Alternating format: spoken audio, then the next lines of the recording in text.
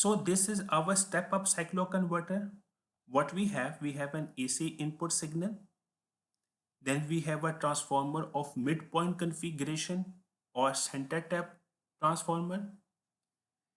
Then we have two pair of thyristors. One is T1 and T2, okay, that are known as the positive thyristors. And if you can see, there's another pair at the bottom, T3 and T4, that are known as the negative thyristors. They are known as the negative thyristors. Then we have a load over here, resistive load over here with polarity as shown in the figure. This is our input sine wave, okay, and as you can see, I have divided this into 6 time intervals: T1, T2, T3, T4, T5, T6. Okay, and I will close and open the different thyristors at different time instance, and we will see how we can get an AC output voltage of different frequency than the input signal. Okay, so let's move towards the operation of this circuit. During the positive cycle, point A is at positive and point P is at negative. What does it mean? Thyristor T1 is forward bias and thyristor T4 is forward bias. Okay, these two thyristors are forward bias. At omega t is equal to 0, what I will do, I will apply the gate pulse at thyristor T1. What does it mean? T1 will start conducting and current will flow from point A through thyristor T1 into the positive terminal of the load, like this one. Okay, when I apply the gate pulse at T1, the current will enter from the current will enter the current will enter from positive terminal of the load. At instant T1, this one, instant T1, okay, what I am doing, by force commutation, I will be turning off the thyristor T1 and I will apply the gate pulse at thyristor T4. So what will happen? T4 will start conducting and current will enter into the load from negative terminal now. Okay, let me have the red pen over here. Okay, now when T4 is conducting, because you see positive is at this point, this one is positive. Okay, so when T4 start conducting, the current will enter from negative terminal of the load, like this one, like this. So as you can see, the flow of current is different when thyristor T1 was on. Okay, so if you see the graph over here, during the from 0 to T1, we have a positive voltage at the load, and from T1 to T2, when T4 is on, what we have? We have a negative voltage at the load, like this one. Now again at instant T2, what I am doing, by force commutation, I will be turning off the thyristor T4 and I will turning on the thyristor T1. So again what will happen? Positive voltage will be developed across the load. Okay, at T3 I will turn off the thyristor T1 and I will turn on the thyristor T4. What will happen? Negative voltage will develop across the load. So the waveform will look like this as shown by blue pen. Okay, this is for positive portion of the cycle.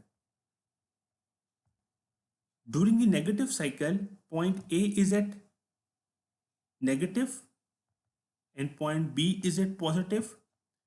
What does it mean? Thyristor T2 is forward bias and T3 is forward bias. Okay.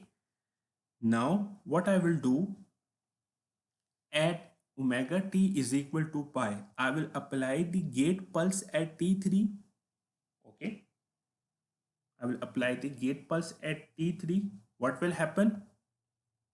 The current will start to flow from B, because B is at positive terminal now, through T3, and the current will enter from the positive terminal of the load. So I will have this portion of the waveform. Sorry for that one. I will have this portion of the waveform. At T4, what I will do, by force commutation, I will turn off the thyristor T3 and I will turn on the thyristor. I will apply the gate pulse at the T2. So when thyristor T2 is on, the current will enter from negative terminal of the load like this one, because point A is at negative. In the direction of the current will be like this. Okay. So what I will have, negative voltage will appear across the load. At T5, by force commutation, I will turn off the thyristor T2 and I will turn on, I will apply the gate pulse at T3. And what I will have a positive portion of the waveform. And again, I will on the thyristor T2 and I will have a negative portion of the waveform. If we see at the output, the frequency of this waveform is like this one, this portion of the waveform. This is the frequency of the output waveform, and the input frequency is Fi or till this point.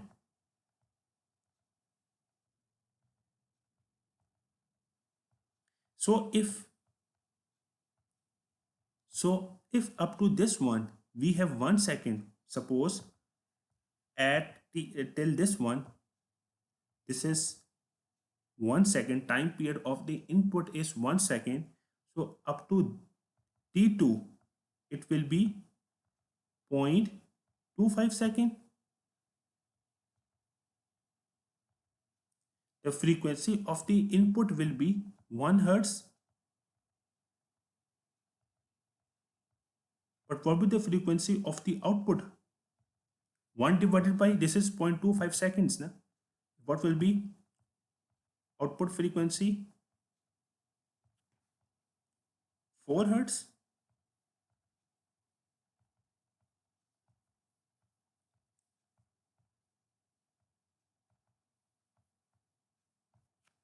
So in this way, we can have an AC signal having frequency higher than the input signal.